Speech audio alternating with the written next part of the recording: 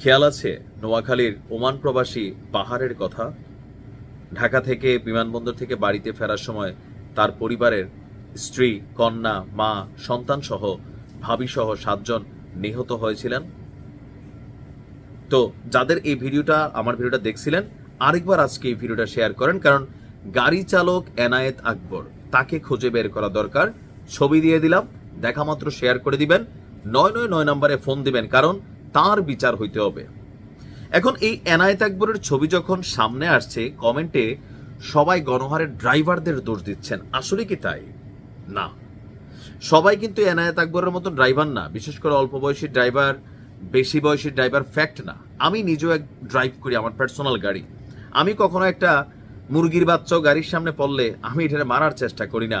নিশ্চয়ই প্রত্যেকটা ড্রাইভার তাই করেন, কিন্তু কিছু কিছু জায়গা আছে যে ড্রাইভাররা নেশা করেন। এরকম যে সকল ড্রাইভার আছে, তাদের গাড়িতে ওঠা চলা অথবা তাদেরকে আপনার গাড়িতে চাকরি দেওয়াটা বন্ধ করেন। এখন এনায়েতকে কেন আমরা খুঁজছি? প্রবাসী বাহারের কিছু বক্তব্য দিন আমি আপনাদেরকে বলছিলাম যে বাহার কান্না জড়িত কণ্ঠে বলতেছিল, যখন গাড়িটা খালে পড়ে গেছে একদম বাড়ির কাছাকাছি আইসা, এর আগে কুমিল্লাতে কিন্তু একটা দুর্ঘটনা ঘটানোর চেষ্টা হয়েছিল, কারণ ড্রাইভারের চোখে ঘুম ছিল। সেই ঘুম ঘুম চোখে গাড়ি ড্রাইভ করতেছিল। বাবা, এরকম অবস্থা তুমি কেন ড্রাইভ করবা? আর তুমি যদি রাত্রে গাড়িটা নিয়ে বের হইবা, তাহলে দিনের বেলা তুমি কেন ঘুমাই গেলা না? এই যে ওভার কনফিডেন্স মাঝে মাঝে বিপদ আনছে কিনা।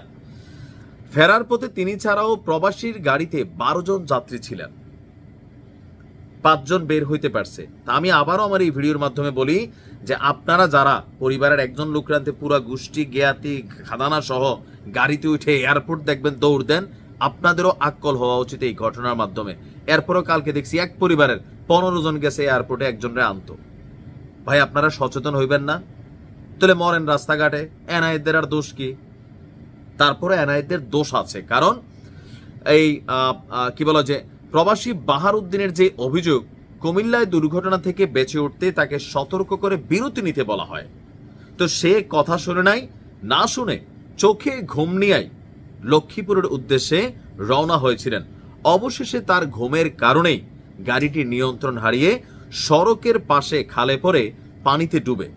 এমনকি এই গাড়ি চালক আকবরের একটা টিকটক আমরা দেখতে পেলাম যে সে নিজেই ভিডিও করছে মিউজিকের সঙ্গে। সেখানে বলতে শোনা যাচ্ছে, অল্প বয়সেই গাড়ি চালানো শিখেছি, ওস্তাদের ভালোবাসায় ড্রাইভার হয়ে গেছি, অল্প দিনে ওস্তাদের শিক্ষা দিছে মন ভৈরা, তাই তো আজ গাড়ি চালাচ্ছি সারা দেশ ভৈরা। এরকম বিভিন্ন কথা সে আপনার টিকটক বানায়। আচ্ছা যাক বাবা, তুমি টিকটক বানাও নাকি অন্য কিছু করো। তো এখানে বলা হচ্ছে যে বেশিরভাগ সময় মালিকরা ড্রাইভিং লাইসেন্স নাই, স্বল্প দক্ষ, পুরা দক্ষতা চায়ও না, এরকম মানুষটা কম বেতনে পাইলে গাড়িটা দিয়ে দেয়। রেজাল্ট কি মালিকের গাড়িটা ঠিক আছে? মামলা হয়েছে না গাড়িটার বিরুদ্ধে? তো এই আকবর যখন ঘটনা ঘটলো, সে গাড়ির দরজা খুইলা বা কাঁচ খুইলা জানালা দিয়ে সে পালাই গেছে। এখানে সব ড্রাইভার এনায়েত আকবরের মতন আপনারা গণহারে সব ড্রাইভারকে গালি দিবেন। অনেক রেসপন্সিবল ড্রাইভার আমি দেখছি, ভালো ড্রাইভারও আছে। আর এরকম 2-1 জন আকবরের মতন সারা দেশ তো আর চলে না, তাই না? এই দেশে আর রোডে লক্ষ লক্ষ গাড়ি ঘোড়া চলাফেরা করছে। তারপরে আমাদের ড্রাইভার ভাইদের মধ্যে প্রতিযোগিতা আসা, এটা একটা খারাপ অভ্যাস ইদানিং দেখি। আর দ্বিতীয় হচ্ছে ঘুম। পরিপূর্ণ না ঘুমাইয়া আপনি যখন ড্রাইভিং সিটে বসতেছেন, ঘুম কিন্তু চলে আসে, বইলা কয়ে আসে না। সুতরাং যদি পর্যাপ্ত ঘুম না হয়, গাড়িতে উঠেন না ভাই। আকবরকে ধরিয়ে দিন। ভালো থাকুন।